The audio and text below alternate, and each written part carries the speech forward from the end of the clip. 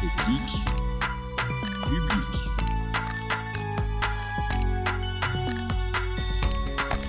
Technique publique. Pourquoi choisir le service public? Pour quel métier? Pourquoi faire?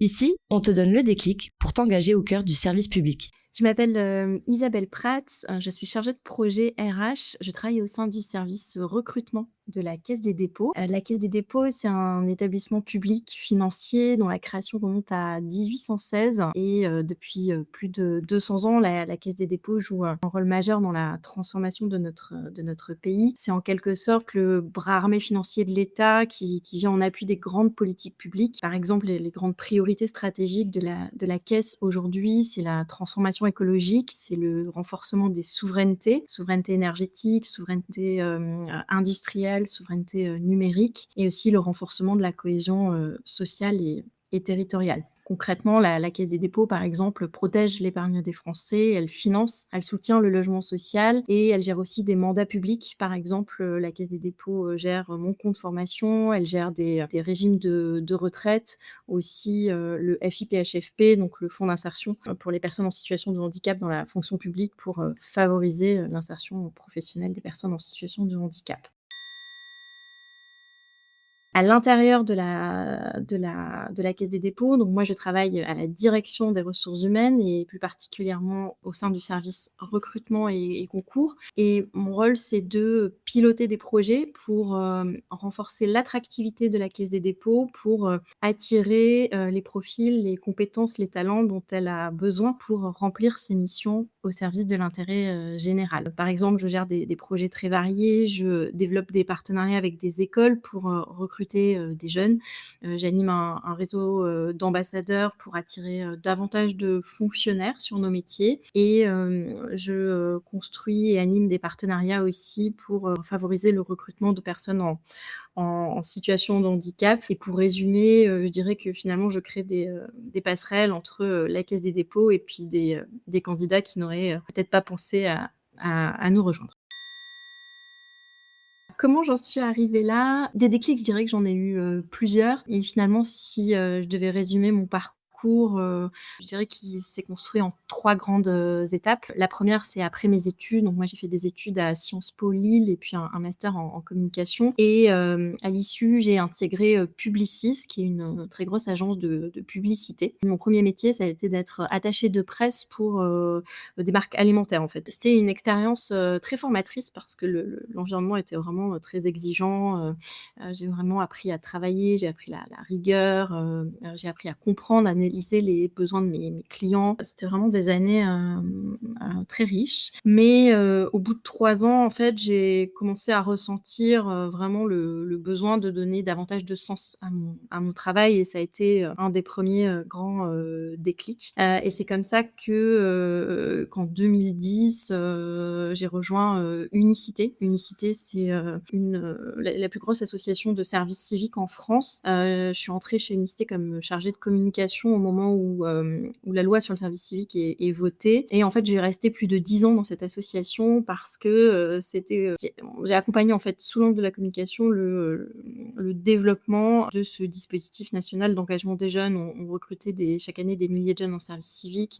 On faisait du plaidoyer pour convaincre les décideurs publics, privés de soutenir le dispositif. Les années sont passées très, très vite. J'ai appris aussi, je me suis montée en responsabilité, je suis devenue directrice de la communication, j'ai appris à structurer un service, à manager, à travailler avec de nombreux partenaires. Mais au bout de 10 ans, il y a un deuxième moment de bascule qui arrive. En fait, je commence à me questionner sur la suite et je me demande si est-ce que j'ai vraiment envie de passer toute ma carrière dans le secteur associatif et dans la communication et en fait, je me rends compte que voilà, je sens que je vais passer à une autre phase et je sens que j'ai envie, d'élargir un peu mon horizon professionnel. Je me questionne sur qu'est-ce que je pourrais faire, qu'est-ce que je saurais faire et c'est à cette période-là que je rencontre des attachés, d'administration de l'État. Je découvre l'existence, des instituts régionaux d'administration et en fait, pour moi, c'est une révélation révélation, en fait, parce que, je comprends que, je vais pouvoir, en fait, si je réussis ce concours, je vais pouvoir me réinventer professionnellement. Je vais pouvoir continuer à servir l'intérêt général, mais à un autre niveau, au niveau de l'État et aussi c'est une porte ouverte, vers, plein de métiers différents. Je passe d'une culture associative à une culture,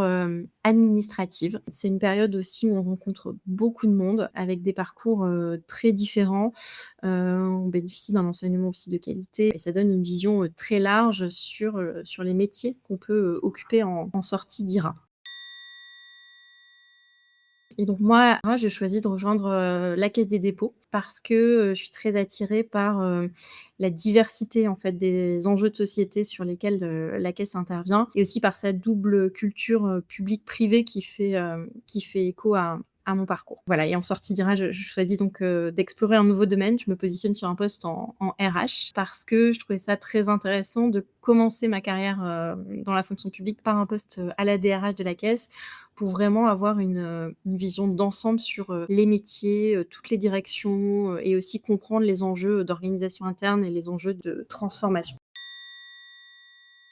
Un des moments dont je suis, particulièrement, fière ces derniers mois, c'est d'avoir en fait, je me suis engagée comme, mentor au sein de l'association L'Accordé. L'Accordé, c'est une association qui, accompagne en fait des jeunes, des demandeurs d'emploi vers, les métiers de la fonction publique, vers la préparation des concours. En fait, moi, j'ai accompagné ces derniers mois un jeune qui s'appelle Valentin et en fait, Valentin, il ne connaissait pas les concours administratifs, il ne connaissait pas la fonction publique, il partait de 0 et en fait, il a beaucoup travaillé. On a régulièrement, échangé et en fait, il vient, tout juste de réussir un concours de la fonction, publique territoriale et voilà, c'est un moment que j'ai trouvé, fort parce que, j'ai moi-même été beaucoup aidée, pour entrer dans la fonction publique, pour comprendre, comment fonctionnaient, les concours, et c'est très satisfaisant de pouvoir, transmettre, à mon tour, et de pouvoir, accompagner quelqu'un d'autre.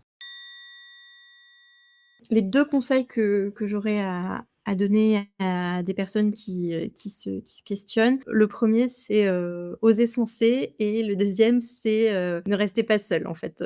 Oser se lancer, c'est parce que, je pense que parfois on s'auto-censure. On a l'impression que, la fonction publique, c'est pas pour nous ou, qu'il est trop tard, ou qu'on n'a pas le bon profil et en fait, moi quand j'ai vu l'immense diversité, des profils qu'il y avait dans ma promotion, IRA, je me suis dit: «Waouh, c'est incroyable, d'avoir, des gens, qui sortent tout juste, d'un master 2 et des gens qui ont, plus de 55 ans et on est ensemble et on vit la même formation et on a tous notre place, ici. Donc voilà, c'est le 1er conseil, c'est, oser et le deuxième conseil, c'est vraiment, savoir s'entourer, quand on prépare un concours, quand on réfléchit à son orientation. Moi, j'ai, énormément gagné, énormément appris, de tous les conseils que m'ont donné, ceux qui étaient déjà passés par là et j'ai découvert un énorme réseau, d'entraide et de solidarité. Les IRA, c'est une énorme communauté qui aide, qui soutient et il faut oser aller, saisir ces perches-là.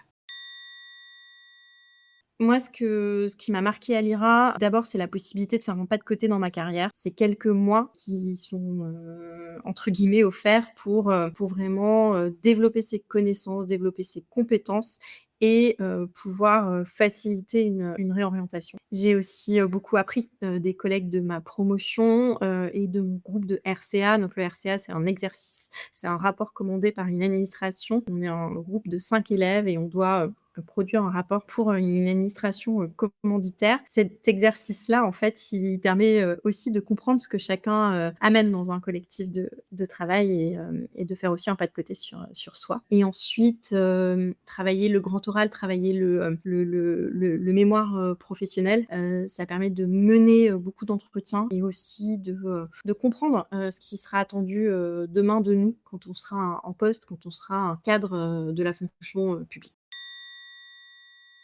Si je devais résumer mon métier en 3 mots, je dirais, diversité, innovation et collectif. Diversité, pourquoi? Parce que, déjà au quotidien, j'ai une grande diversité de missions. J'interviens sur des sujets, très, différents.